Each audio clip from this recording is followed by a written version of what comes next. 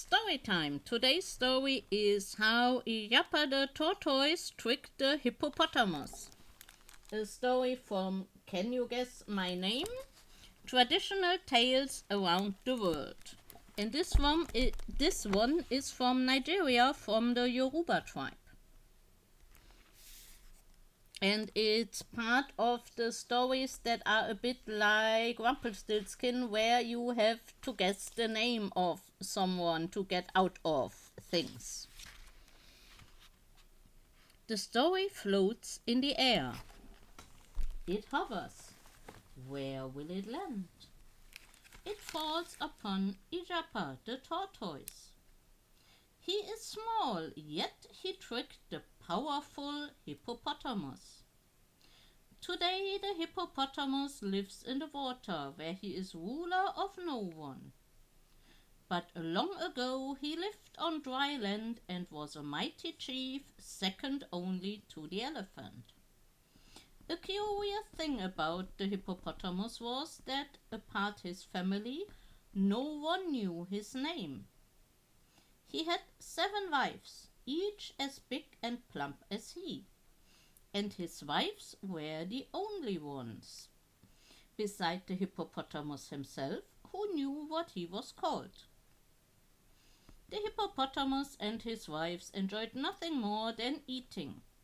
They would invite all the other animals to dine with them, and then, just as the feasting was about to begin, the hippopotamus would say, "You have come to feed at my table. Yes, you have. Yes, you have.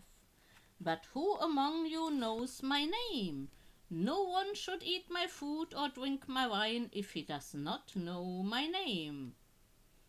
Not one of the animals knew the name of the hippopotamus. What could they do?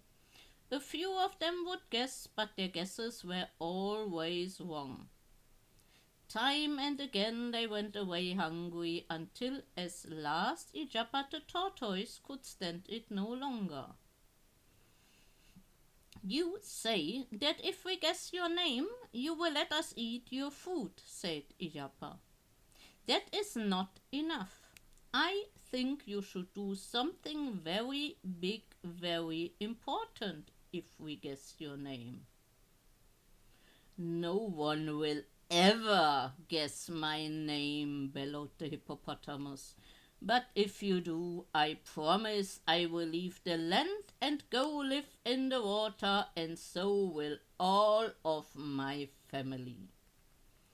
It was the custom of the hippopotamus and his 7 wives to bath in the river each morning. Ijapa the tortoise sat in the underbrush and watched them come and go day after day. He noticed that one of the hippo's wives walked more slowly than the rest, and was always the last to leave the river.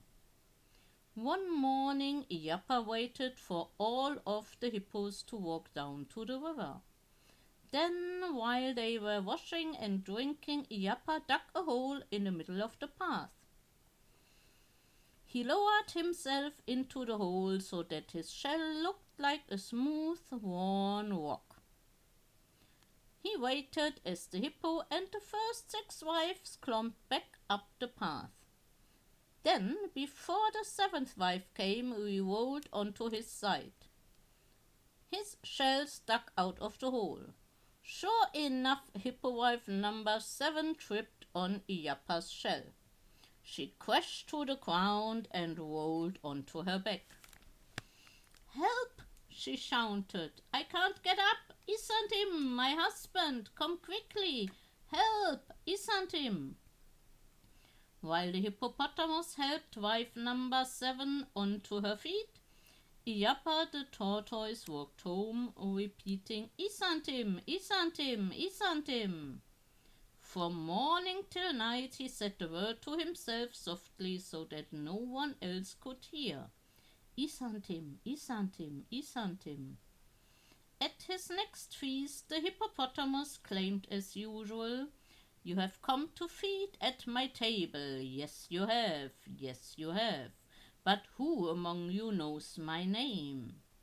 No one should eat my food or drink my wine if he does not know my name. Ijapa cleared his throat. Then he said, "Be quiet, Isantim, and let me eat." The hippopotamus' mouth dropped open. He was speechless. A cheer went up from all the animals. "Hooray for Ijapa!" They sat down and ate Isantim's food and drank Isantim's palm wine. When the feast was over, Isantim and his wives carried all their belongings to the river. That is where they live today, because Isantim allowed himself to be tricked by Ijapa the Tortoise.